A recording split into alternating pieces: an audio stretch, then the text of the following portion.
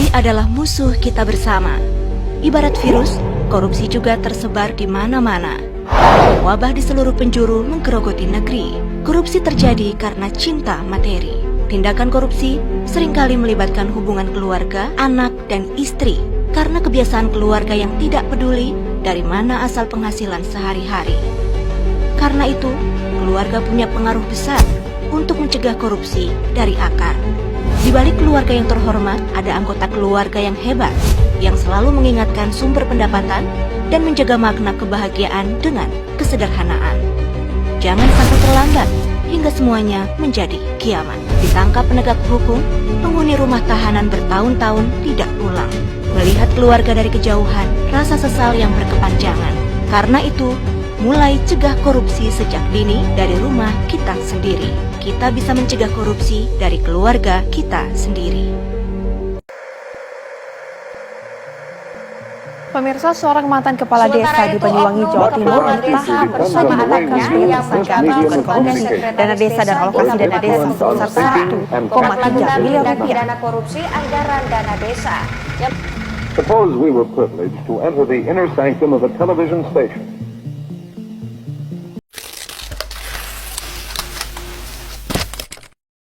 Assalamualaikum warahmatullahi wabarakatuh. Kami dari Rombel 14 dengan mata kuliah Hukum Otonomi Daerah yang diampu oleh Pak Dani Mulhada. Dengan saya sendiri Nesya Natali Pangaribuan dengan NIM 230801083. Dengan saya Gaida Reisha Syifa dengan NIM 2308010865. Dengan saya Keisha Aureli Putri Zakiati dengan NIM 230100866. Dengan saya Hajar Auli Azara dengan NIM 2308010868. Dengan saya Adrian Satria Putra dengan NIM 230801086.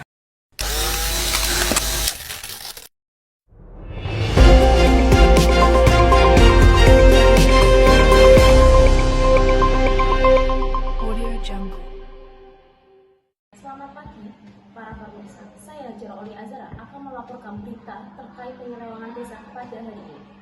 Kejaksaan Tinggi Jawa Tengah mencatat ada peningkatan kasus penyelewengan desa hingga April 2025 dengan total kasus 30. Untuk informasi yang lebih lengkap, kita akan langsung terhubung oleh wartawan yang sudah berada di dalam lokasi. Kepada saudari Indonesia, tolong berikan kami info tentang perkembangan kasus terhadap kondisi saat ini. Baik, terima kasih Hajar. Di sini saya akan langsung melaporkan dari Georgia ini. Betul sekali, berdasarkan data dari Kejaksaan Tinggi Jawa Tengah, hingga bulan April 2025 terdapat 30 kasus penyelewengan dana desa yang terungkap.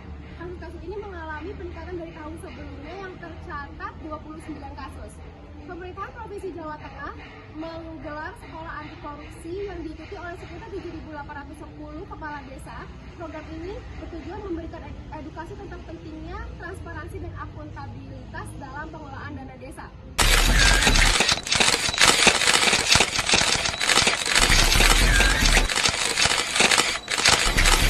Baik, masih dengan saya Rizka. Di sini saya masih menunggu Bapak Rian selaku Ketua Kejaksaan Tinggi untuk menanyakan informasi terlebih lanjut.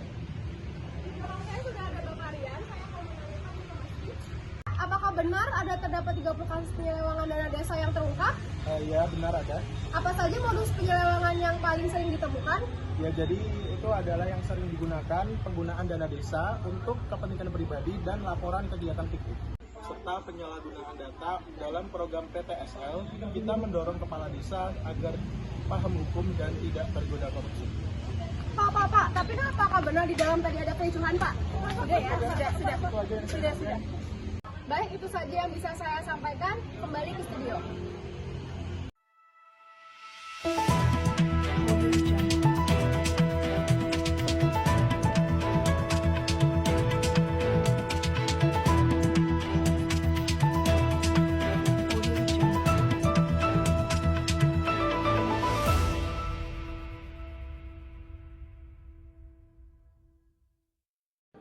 Terima kasih Saudara Indonesia atas pemberitaan terkait kondisi di sana. Di sini kami telah mengundang dua pakar untuk menjelaskan pemberitaan kasus ini lebih lanjut. Baik, silahkan Ibu Gaida dan Ibu Aurel.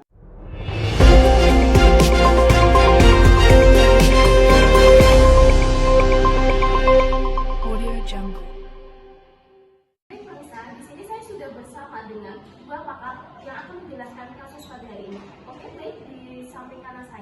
terdapat Ibu Dede yang akan menjelaskan kasus pada hari ini. Baik Ibu Dede, bagaimana tanggapan Anda tentang kasus ini? Saya menanggapi kasus hari ini yang penyelewengan dana desa dengan tinjauan yuridis tinjauan pendekatan melalui peradilan. Sebelumnya sudah diatur dalam pasal 3 Undang-Undang Nomor 31 Tahun 1999 mengenai pemberantasan tindak pidana korupsi, di mana setiap penyalahgunaan wewenang yang mengakibatkan kerugian keuangan negara merupakan tindak pidana yang dapat dikenai hukuman pidana penjara hingga 20 tahun dan atau denda maksimal sebesar 1 miliar rupiah. Ketentuan ini telah diterapkan dan sudah jumlah perkara yang melibatkan kepala desa. Gitu. Terima kasih Ibu Dede atas tanggapannya. Baik, sekarang saya akan mengalihkan kepada salah satu pakar sebelah kiri saya, ada Ibu Aura. Bagaimana Ibu atas tanggapan Ibu pada kasus ini? Saya menyetujui dari tanggapan Ibu Zaida. Betul bisa kita lihat dari salah satu kepala desa di Kabupaten Brebes dijatuhi pidana karena terbukti melakukan penyelewengan dana desa. Dalam amar putusannya, majelis hakim menyatakan terdakwa bersalah berdasarkan pasal 3 Undang-Undang Tipikor.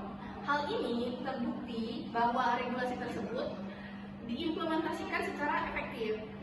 Baik, terima kasih Ibu Aura atas tanggapannya. Lalu kembali lagi kepada saya.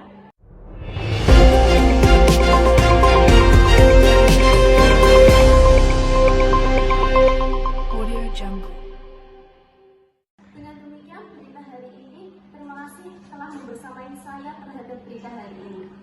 Selamat siang.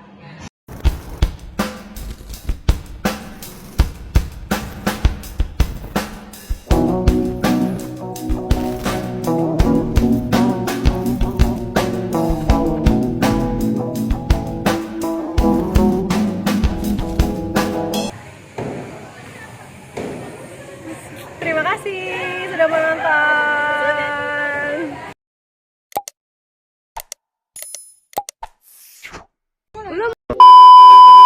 Ya, jadi yang sering digunakan itu adalah penggunaan dana desa untuk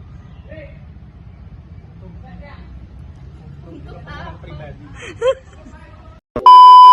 serta penyalahgunaan data dalam program PTSL. Kita mendorong kepala desa agar paham hukum dan tergoda korupsi serta penyalahgunaan data dalam program PTSL. Kita kenapa sih digoyang? Udah